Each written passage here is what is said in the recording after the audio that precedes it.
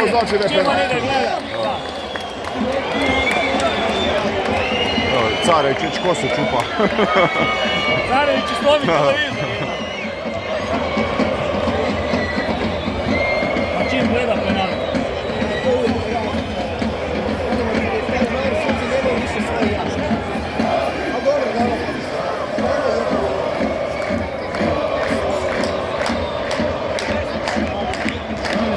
Stari, mi vodimo Njemce 8 raznih, 9 raznih. Košarka? Šta se igra uopće? Ne znam ni dobro. Pobjedili Njemce, Njemci su Šta je to? situacije. Šta je to Ivo? Prijateljska? Ne znam, u kvalifikacijama. A, ne znam.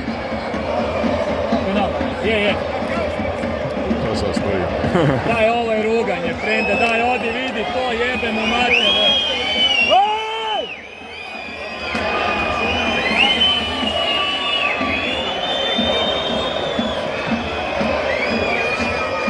Penali, god.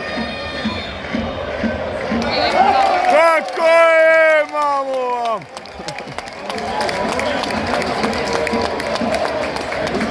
Frajer nije ni pogledao, dobro, došao je, krenuo se, kao, može. Šupak. Beljo, ide. Šupak tovarski, čelavi.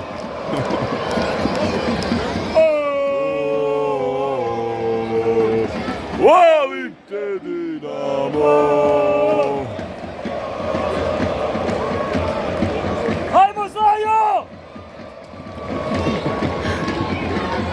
Zlajo!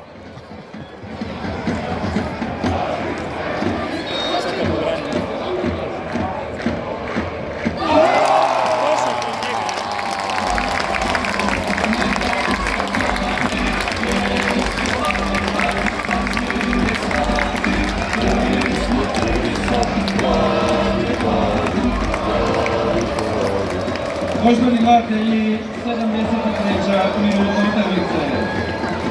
Dinamo 4, Gorica 1. Drugi pogodak na utakmici, posljedno igrač brojem 9. Dio Trena Beljo!